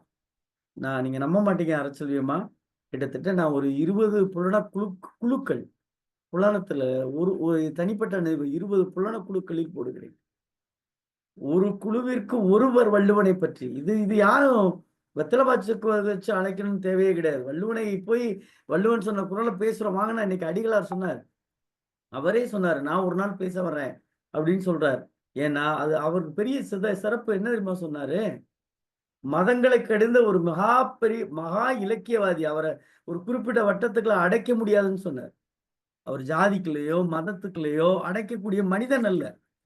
அவன் இன்னும் சொல்ல போனா ஒரு நாட்டுக்குள்ள கூட அடைக்க முடியாது, ஒரு மாநிலத்துக்குள்ள கூட அடைக்க முடியாது. உலக உருண்டையில் ஒரு ஒரு இலக்கியவாதியினுடைய உருவத்தை நிலைநிறுத்த வேண்டும் என்றால் அவன் வள்ளுவன் மட்டும்தான் இருக்க முடியும். அப்படிப்பட்ட ஒரு மகத்தான விஷயத்தை இந்த குழுவிற்காக சொன்ன அறச்செல்வி அம்மாவிற்கு நெஞ்சம் நிறைந்த வாழ்த்துக்களும் பாராட்டுக்களும். வேறு யாராவது இருக்கீங்களா? இல்லைன்னா இன்னைக்கு நிறைவு பின்னூட்டம் நம்முடைய ஐயா நாகராஜன் ஐயா இருக்கீங்களா? நன்றி. நிறைவாக பின்னூட்டம் தருமாறு நல்லாசிரியர், போற்றுதலுக்குரிய தமிழாசிரியர் ஐயா நாகராஜன் அவர்கள். இனிய மாலை நேரத்தை மகிழ்ச்சியோடு வணங்குகின்றேன். ஏன்னா இன்றைக்கு ஆரம்பம் சன்னிதானம், குருமகா சன்னிதானம் உனக்கு வாழ்த்து சொல்லியிருக்கிறாங்க. அது ஒரு இன்பத்தேன் பாய்ந்தது. மறுபடியும் இப்பொழுது சொன்னாங்க, சன்னிதானம் ஒரு நாள் பேச இருக்கிறார்கள். பெரிய பாக்கியம். சிரவணம் சிரேஷ்டம், அது வேறு மொழியா இருக்கட்டும். கேட்பது சால சிறந்தது, சுகமானது. ஒரே ஒரு உதாரணம் சொல்றேன். சில நாள்ல அம்மாவோட அம்மாவுக்கு நான் தத்து போயிட்டேன். அவங்க சில நாள் பாட மாட்டாங்களாம். அப்ப நானாவே தட்டிக்கிட்டு நானாவே ஆ ஊன்னு பாடுவேனா. ஆக அந்த தாலாட்டு பிடிச்சி போச்சுன்னு அர்த்தம். அப்ப ஆகவே இந்த 8 மணிக்கு நுழைகிற பொழுது காது 7:50க்கே தயாராயிடுது. என்னுடைய காதுகள் 7:55க்கு தயாராயிடுது. ஆனால் ரீங்கரித்து கொண்டே இருக்கிறது. என்ன ஒரு உதாரணம், நேத்திக்கு இரவு, முந்தா நாள் இரவு நான் பாட்டில் கருத்தை சொல்லியிருக்கிறேன். அப்புறம் தட்டி எழுப்புனாங்க. என்னன்னா, என்னை நனவுலகத்திலேயும் இந்த கருத்தரங்கம் ஆட்படுத்துகிறது, கனவு உலகத்திலேயும் உலா வருகிறது. அது அந்த செய்தியை பதிகிறேன். இன்றைய உரைக்காரர் எப்படி முகம் காட்டாமலேயே பாருங்க, வேர் வந்து நீரை சரியாக தந்து கொண்டே இருக்கிறது. விருட்சம் இலையுதிர் காலத்திலேயும் தளிர்த்து கொண்டே இருக்கிறது. வள்ளுவனுடைய வாக்கிலே சொல்ல வேண்டுமென்றால் வற்றல் மரம் தளிர்த்தது போல் இருக்கிறது. உரைகாரருக்கு முதற்கண் பாராட்டுகள். வற்றல் மரம் எப்படி தளிர்க்க முடியும்? அதுவும் வன்பாலையில தளிர்க்கும். இந்த திருக்குறள் உரையை கேட்டால் தளிர்க்கும். ரொம்ப அருமை. கவிப்பேரரசு சொன்னாரு. கவியரசு இது உரைக்காரர்களுடைய கருத்துக்களை பதியமிட்டாரு. அப்புறம் கவிக்கு அப்துல் ரஹ்மான் எழுதுறாரு காக்கை ஒரு கட்டுரை. 1990 படித்தேன். இப்போ 2024. நினைச்சு பாருங்க. கிட்டத்தட்ட இத்தனை ஆண்டுகள் கழித்தும் அந்த காக்கை என்கிற அந்த என்ன எழுதுவாருன்னா, காக்கையினுடைய குணங்களை முழுக்க அந்த கட்டுரையில் அப்துல் ரஹ்மான் கொண்டு வந்துட்டு சொல்லுவாரு. அவரு பகுத்தறிவுவாதியா மற்ற இதெல்லாம் நான் போகல. அவருடைய எண்ணம் எதுவாக இருந்தாலும் அவர் வந்து அந்த காக்கை என்கிற குறியீட்டை ரொம்ப அழகா கொண்டு போவார். ரொம்ப அழகா கொண்டு வருவார் கட்டுரையில. அந்த கட்டுரை முடிஞ்சதுன்னா படிங்க நண்பர்களே. இங்கே சொல்றீங்க காக்கை கரவா கரைந்துண்ணும். இவர் என்ன சொல்ல போறாரு? அண்ணநீரார்க்கேன்னு இவர் எதை சொல்ல வர்றாருன்னு நான் அமைதியா காது கொடுத்து கேட்டுக்கிட்டே இருந்தேன். உரைக்காரர் ரொம்ப அழகா சொன்னாங்க. இன்னைக்கு ரொம்ப மகிழ்ச்சி. மணக்குள விநாயகர் பொறியியல் கல்லூரி வந்து என்னுடைய மகனை வாழ்த்தி இந்த ஆண்டு தான் முடித்தான் பிஇ. இந்த ஆண்டே கேம்பஸில் எக்ஸிக்யூட்டிவ் ஜாப் கொடுத்துருக்கிறார் தனசேகர் குழுவினர். உங்களுடைய அந்த நிறுவனத்தை முதற்க நன்றி செலுத்துகிறேன் அன்பு தோழரே. என்ன அழகா ஒரு கெமிஸ்ட்ரி டிபார்ட்மெண்ட்டு உங்களுக்கு கெமிஸ்ட்ரி ஒர்க் அவுட் ஆயிடுச்சு. ரொம்ப அழகா நீங்க உண்மையாகவே உங்கள் கெமிஸ்ட்ரி பாஷையில் சொல்லணும்னா எனக்கு ஆல்கஹால் கண்டென்ட்ஸை விட்டுடுங்க, அது வேண்டாம். ஆனால் அதை விட ரொம்ப அற்புதமான உச்சரிப்பு போதையை கொடுத்து விட்டீர்கள். ஆக உங்கள் பாஷையிலேயே பாராட்டுக்கள். அப்புறம் ரொம்ப முக்கியமாக காக்கை கரவாவுக்கு நான் என்னுடைய கண்ணோட்டத்தை செலுத்துறேன்னா, ஈருங்கை விதிரார் கயவர் இங்கே எழுதுறாரு. இங்கே எழுதுறவர் கயமையில் கொண்டு போய் வைக்கிறாரு பாருங்க. அப்போ எங்க எதை சொல்லணும்னு அவருக்கு தெரியுது. நல்ல உதாரணத்தை சொல்ல முடியுமா? கழுதை மாதிரி அவ பாடுறான்னு சொல்லக்கூடாது. கழுதை வந்து உங்களுக்கு வேணுமானால் அந்த குரல் மோசமானதாக இருக்கலாம் இல்லையா? காக்கையினுடைய இது காக்கைக்கும் தன் குஞ்சு பொன் குஞ்சு மாதிரி கழுதை அம்மானு அழைக்கும் பொழுது தாய் எவ்வளவு அன்பா ஓடி வரா இல்லையா? அதனால்தான் மகாகவி பாரதி ரொம்ப அழகா எல்லா பறவைகளின் பாஷைகளையும் நேசித்து கேட்டார். அது உண்மையும் கூட. அவர் சொல்றாரு, காக்கை குருவி எங்கள் ஜாதி, நீள் கடலும் மலையும் எங்கள் கூட்டம்னு சொன்னதோட நிறுத்தல, நோக்க களியாட்டம்னு சொல்றார். அதை தானே வள்ளுவன் சொல்றா, ஈத்துவக்கும் இன்பம் அறியார்கொள். யார்றான்னா வைத்திழக்கும் வன்கணவர் இல்லையா? ஆகையினால காக்கை போல கறந்து எல்லோருக்கும் தந்து விட்டு உண்பது. காக்கா ஆனா எல்லா நேரத்திலையும் கூப்பிடாது சகோதரரே. ஏன் மன்றத்தில் பதியணும்னா இது உண்மையை நாம் சொல்லிடணும்ல.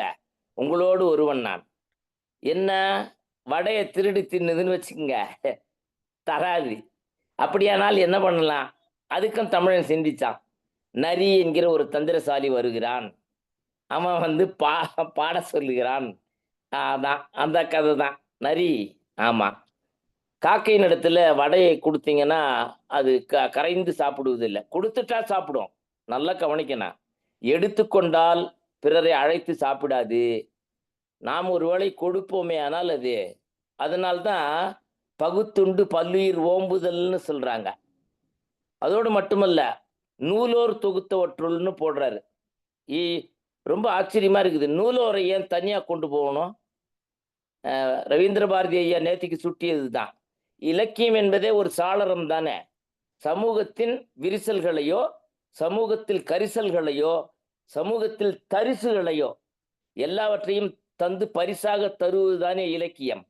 ஆனாலும் கூட இலக்கியத்துல ரொம்ப அழகா நூலோர் தொகுத்தாங்க, அதிலே எல்லாம் தலை என்று பகுத்துண்டு பல்லுயிர் ஓம்புகிறது வித்தையை சொல்றார்.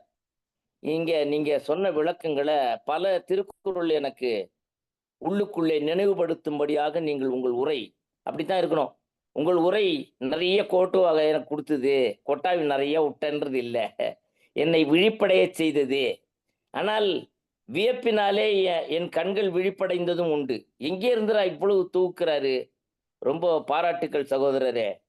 அதே நேரத்துல தமராகி துறந்தார்னு நீங்க சொல்ல வந்ததுல காரணமின்றி மீள இணைவார்கள்னு சொன்னது வந்து ரொம்ப அழகா இருந்தது.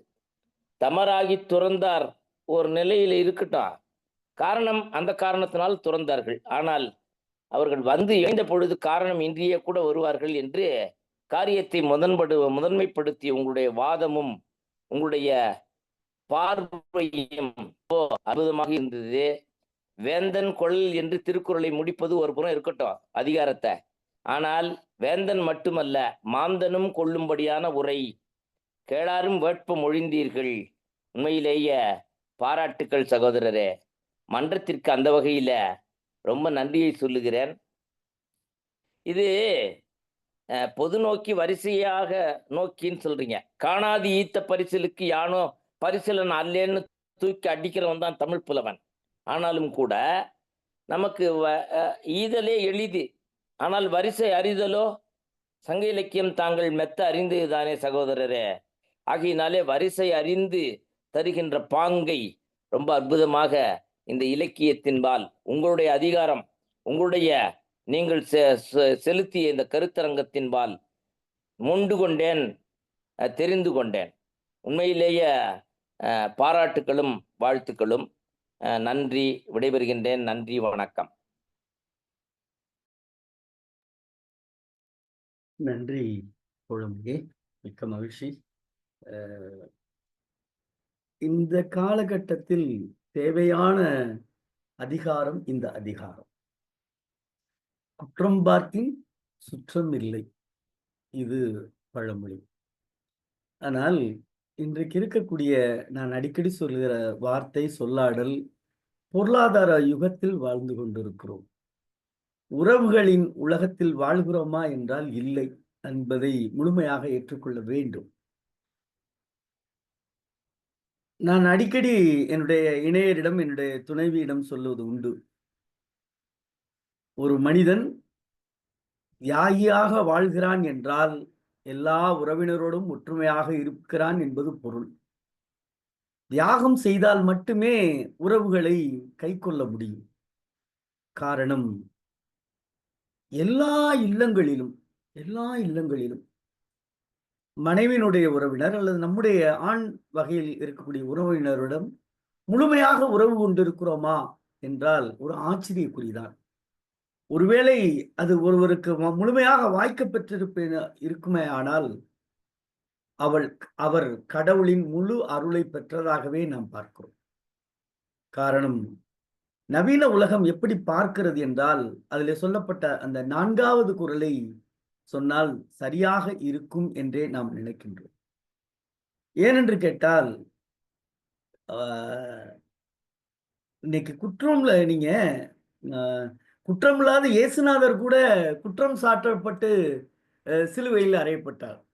நீங்க குற்றமே செய்யாத ஒரு இயேசுநாதர், ஆனால் குற்றம் சாட்டப்பட்டு சிலுவையில் அறையப்பட்டார். அப்படி என்றால் இந்த உலகம் குற்றம் சுமத்துகிற உலகமாக இருக்கத்தான் செய்யும், அதுல மாற்று கருத்து கிடையாது. அதற்காகத்தான் அவர் 4வது குறளை சொல்லுகின்ற பொழுது, அது ஏன்னா நிறைவா சொல்லணுங்கிற, சுற்றத்தால் சுற்றப்பட ஒழுகள் செல்வந்தான் பெற்றதால் பெற்ற பையன். அதுல ஒருவனுடைய செல்வம் எப்படா எதிரா செல்வம்னு ஒரு கேள்வி வருகிறது. எல்லா சுற்றத்தாரோடு வாழுகிறவன் தான் முழுமையான செல்வம் பெற்றான் என்று சொல்லுகிறான். ஆக செல்வம் என எதை வகைமை செய்கிறார் என்றால், எது செல்வம் என்றால் தன்னுள் இருக்கக்கூடிய மனப்பக்குவம் தான் செல்வம். தன்னில் இருக்கக்கூடிய யாரையும் ஒதுக்காமல் வெறுக்காமல் இருப்பதுதான் செல்வம். இன்னும் சொல்ல போனால், உறவு என்பது என்னுடன் பிறந்தோர் மட்டுமல்ல உறவு. எனக்கும் பக்கத்து வீட்டுக்காரருக்கும், நீங்க நிறைய வீடுகள்ல பாருங்களேன், பக்கத்து வீட்டுக்காரோட யாரும் பேசுனதா 90 விழுக்காடு இல்லை. 10% பேர் தான் பக்கத்து வீட்டுக்காரரோட பேசுவாங்க. ஏதாவது ஒரு குறை. உங்க வீட்டு குப்பை விழுந்துருச்சு, செடி விழுந்துருச்சு, இலை விழுந்துருச்சு, அது விழுந்துருச்சு, உங்க வீட்டு கோழி குதிச்சு இங்கிட்டு வந்துருச்சு. ஒண்ணுமே இல்ல. காத்தடிச்சா அது பறந்து போயிரும். காத்தடிச்சா அது பறந்து போயிரும். ஆனால் அது தெரியாமல் நாம் சண்டையிட்டுக் கொண்டே இருக்கிறோம்.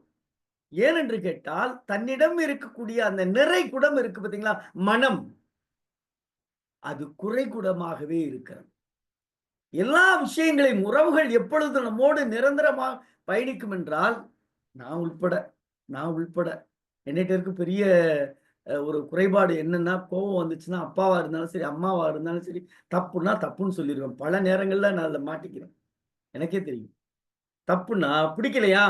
ஒரு குறள்ல நம்ம சொன்ன குறள் தான். "ஒதுங்கி போ" அப்படிங்கிறாங்க. நம்ம ஒதுங்கி போனா என்ன நினைச்சிடுறாங்க அப்படின்னா, இவன் நம்மள வேணும்னே நமக்கு ஏதோ செய்முறை செய்யறதுக்கு பயந்துகிட்டு ஓடுறான் அப்படின்னு உலகம் குற்றம் சாட்டுகிறது. ஆனால் அது அல்ல. அது அல்ல. உறவு என்பது தன்னோடு பிறந்தவர் மட்டுமல்ல உறவு. இந்த உலகத்தில் மனத்தால், சிந்தனையால் இவர் நல்லா இருக்குன்னு எவரெல்லாம் நினைக்கிறாரோ அவர்களெல்லாம் உறவுகள். அவர்கள் சந்தர்ப்ப சூழ்நிலையால் நமக்கு தீங்கு இழைக்கின்ற பொழுது, வார்த்தை கவனமா சொல்றேன், சந்தர்ப்ப சூழ்நிலை. வேணும்னு யாரும் இந்த உலகத்துல செய்யறதே இல்லைங்க. அதை தெரிஞ்சுக்கிட்டோம்னு வச்சுக்கோங்களேன், இந்த உலகத்துல யாரோடையும் நம்ம சண்டை போட மாட்டோம். நம்ம சரியா எனக்கு நான் யோசிச்சு பார்த்தேன் இந்த அதிகாரத்தை நம்ம தொடங்க ஆரம்பிக்கும் போது, சுற்றந்தழால்னு ஏன் வள்ளுவன் சொல்லணும்? வேற ஏதாவது ஒரு வார்த்தையை சொல்லி இருக்கலாமே, வேற ஏதாவது இந்த அதிகாரத்திற்கு பெயர் சூட்டி இருக்கலாமே அப்படின்னா, அவன் என்ன நினைச்சிருக்கணும் அப்படின்னு எனக்கு தோணுச்சுன்னா, மனுஷன் நம்பிக்கை இழந்துராதீங்க. மனுஷன் எப்ப தெரியுமா நம்பிக்கை இழக்கிறான்? உறவுகளால் நெருக்கடி வருகின்ற பொழுதுதான் நம்பிக்கை இழக்குகிறான். நீங்க உறவுகளால் நம்ம நெருக்கடி வந்த பிறகு என்ன பண்றான்? ஐயோ, நான் இந்த உலகத்துல வாழ்றதுக்கு தகுதி இல்லாதவனோ அப்படின்னு நினைக்கிறான். அப்படி இல்ல. அவர்கள் செயலால் துன்புறுத்தினால் சரி, பழி வாங்கினால் சரி, அதை கடவுளிடம் விட்டு விடுங்கள். ஆனால் அவர்கள் மீது இருக்கக்கூடிய அன்பை குறைக்காதீர்கள். குறையை சொல்லுவதை விட குறையை கடவுளிடம் விட்டுவிட்டு அவரிடம் இருக்கக்கூடிய நிறைகளை தேடி தேடி பார்த்தால் உறவுகள் நம்மோடு காலம் காலம் பயணிக்கும். உறவுகள் இல்லாத கூட்டம். யோசிச்சு பாருங்க. பாரதி தான் அதற்கு ஒரு மிகப்பெரிய உதாரணம். அவன் அவன் பிறந்த சமூகத்தில் அவனை ஒதுக்கி இருக்கலாம். ஆனால் தமிழ் கூறும் தமிழ் சமூகம் இருக்கும் வரை அவனை ஒதுக்க முடியாது. காரணம், அவன் எழுதிய ஒவ்வொரு வரிகளிலும் உறவோடு பயணித்தான், உணர்வோடு பயணித்தான், உள்ள அன்போடு பயணித்தான், உள்ளதை உள்ளபடியே சொல்லி பயணித்தான். உறவு என்பது என்ன தெரியுமா? உள்ளதை உள்ளபடி சொல்லுவதுதான் உறவு. அப்படி அவன் பயணித்ததால் தான் இன்றும் பாரதி எல்லா மேடைகளும், சின்ன பிள்ளை ஒரு 4-5 நாளைக்கு முன்னாடி ஒரு பொண்ணு பேசுறா, எடுக்கவே ஆரம்பிச்சா, முண்டாசு கவிஞன் என் முப்பாட்டன் பாரதி அப்படின்னா எனக்கு கொஞ்சம் தூக்கி வாரி போடுச்சு. அவ எனக்கு முப்பாட்டன் சொல்றா. பாரதியை பார்த்திருக்கவே மாட்டா. அவனுடைய வரிகளை சுவாசித்து சுவாசித்து உறவை உறுதிப்படுத்திக் கொண்டாலே அந்த உறவு தான் சுற்றம் என்கிற உறவு. அந்த உறவை நாம் கை கொள்ள வேண்டும் என்றால் நாம் என்றைக்கும் மனிதர்கள். ஒரே ஒரு வரிதான் இந்த அரங்கிற்கு இந்த அவையில் சொல்லுவதா என்னன்னு எனக்கு தெரியல. ஆனால் சொல்லாமல் இருக்க முடியல. குறை ஒன்றும் இல்லை மறைமூர்த்தி கண்ணா. குறை பார்த்தால் நிறை புலப்படாது. நிறை புலப்பட வேண்டும் என்றால் குறைகளை தூக்கி எறிந்து விட்டால் சுற்றம் மட்டுமல்ல, சூழ்ந்திருக்கிற உலகமும் உங்கள் கைவசப்படும் என்கிற செய்தியோடு நிறைவு செய்கிறோம். தோழர்களே, நாளை தினம் இரவு 8 மணிக்கு தமிழ்நாடு கலை இலக்கிய பெருமன்றம் நாளும் ஓர் அதிகாரம் என்கிற தலைப்பின் கீழ் நாம் ஒரு தொடர் பயணமாக பயணித்துக் கொண்டிருக்கிறோம். நாளைய தினத்தில் நம்மோடு பயணிக்கக்கூடிய ஆளுமைகளை சொல்லுவதில் நாம் மகிழ்ச்சி அடைகிறோம். நாளைய தினம் நம்மோடு பயணிப்பவர் உரைக்காரர் பேசுறீங்க. நன்றி. நாராஜனையா சொல்லிட்டே இருக்காங்க. நன்றி நன்றி சுப்பிரமணியன் தோழர் சொன்னேன். ஐயா, உரையாளர் நீங்க எதுவும் சொல்ல விரும்புறீங்களா? தமிழினி ராமகிருஷ்ணன் ஐயா. ஐயா, அனைவருக்கும் வணக்கம் ஐயா. இந்த நிகழ்வில் எனக்கு உரையாற்றுவதற்கு வாய்ப்பு வழங்கிய உங்கள் அனைவருக்கும் நன்றி. ஐயா அந்த காக்கையை பத்தி சொன்னாரு. அதையும் நான் படிச்சிருக்கேன் சொல்லலாம்னு நினைச்சிட்டு இருந்தேன். கவிக்கு அப்துல் ரஹ்மான் என்ன சொல்லுவாருன்னா, காக்கை ஒன்னா கூடி சாப்பிடும் அப்படின்னு சொல்லுவாங்க. ஆனா காக்கைக்கு அந்த குணமே இல்லை அப்படின்னு ஒரு கட்டுரையில எழுதியிருப்பாரு. எனக்கு நினைவு சரியா இருந்தா அது காக்கை சோறு என்கிற ஒரு புத்தகமா இருக்கும்னு நினைக்கிறேன். அத பத்தியான ஒரு தெளிவு வேணும்னு ஆசைப்படுறேங்கய்யா. காக்கைக்கு ஆமாங்க வந்து ஆமாங்க கூடி உண்ணக்கூடிய ஆமாங்க அந்த பண்பு இல்ல அப்படின்னு கவிக்கு அப்துல் ரஹ்மான் சொல்றாரு. தமிழினி ராமகிருஷ்ணன் ஐயா, ஐயா, நாகராஜன் ஐயா, ஆமா என்று உங்களுடைய உங்களுடைய அந்த இதை வந்து அவங்க உறுதிப்படுத்துறாங்க. இது தொடர்பாக சரிங்கய்யா. பயணிப்போம். நன்றி பயணிப்போம்ங்க. தோழமையே. ரொம்ப ரொம்ப மகிழ்ச்சிங்க. வாய்ப்பு வழங்கிய உங்கள் அனைவருக்கும் நன்றிங்கய்யா. ஐயா, ஐயா நீங்க தொடர்ந்து இப்பயாவது முகத்தை காட்டுங்க ஐயா. ராமகிருஷ்ண ஐயா இப்பயாவது முகத்தை ஐயா, காட்டுங்க. முகத்தை காட்டுங்க இப்பவாவது உங்க ஐயா. முகத்தை காட்டுங்க அப்படிங்கிறாங்க. ஐயா வணக்கம். இப்பதாங்கய்யா வந்தேன். வெளியில இருந்தேங்கய்யா. நன்றி நன்றி நன்றி நன்றி. மகிழ்ச்சி மகிழ்ச்சி. பாருங்க, மகிழ்ச்சிங்கய்யா. நாரதனை எவ்வளவு அழகா அந்த வார்த்தையை சொல்லிட்டாங்க. இப்பாவது உங்க திருமுகத்தை காட்டுங்க தமிழினி ஐயான்னு ஐயா சொல்றாங்க. இவரு சொன்னார்ல, ஐயா ஒரே ஒரு கருத்து மட்டும் சொல்லி நிறைவு செஞ்சிடுறேங்கய்யா. கவி பேரரசு வைரமுத்து வீட்டுக்கு ஒருத்தர் செருப்போட உள்ள நுழையும் போது அவர் சொன்னாராம், உங்கள் திருப்பாதம் என் வீட்டில் பட வேண்டும் அப்படின்னு சொன்னாராம். ஆ, ஆ. செருப்பை கழட்டி போடுறான்னு செருப்பால் அடிக்காத குறையா, உங்கள் திருப்பாதம் என் கையில் வீட்டில் பட வேண்டுங்கிற மாதிரி இப்பயாவது உங்க திருமுகத்தை காட்டுங்களேன்னு ஐயா கேக்குறாரு. ஐயா நான் காட்டிப்பையா வெளியில இருந்தேங்கய்யா கொஞ்சம், அவ்வளவுதாங்கய்யா. நன்றி நன்றி தோழமையே. ரொம்ப ரொம்ப நாளை மகிழ்ச்சிங்க. அதிகாரத்தை சொல்லுவதற்காக, பச்சாவம்மை என்கிற அதிகாரத்தை சொல்லுவதற்காக செல்வன் மு. சூர்யா அவர்கள், முனைவர் பட்ட ஆய்வாளர், சுப்பிரமணிய பாரதியார் தமிழியர் புலம், புதுவை பல்கலைக்கழகத்திலிருந்து இணைய இருக்கிறார்கள். முற்றோதல் செய்வதற்காக சிந்தனை செல்வி என்கிற விழுப்புரம் மாவட்டத்தை சார்ந்து VRS பொறியியல் மற்றும் தொழில்நுட்ப கல்லூரியுடைய மாணவி அவர்கள் நம்மோடு இணைய இருக்கிறார்கள். இருவரையும் நாளைய தினம் இந்த அவை மகிழ்வோடு எதிர்பார்த்து நாளை தினம் இரவு 8 மணிக்கு நாளும் ஒரு அதிகாரம் என்கிற தலைப்பின்கள் தமிழ்நாடு கலை இலக்கிய பெருமன்றம் உங்களோடு சேர்ந்தே பயணிப்போம். நன்றியும் வாழ்த்துக்களும். நன்றிங்க, நன்றிங்க, நன்றிங்க, மகிழ்ச்சிங்க.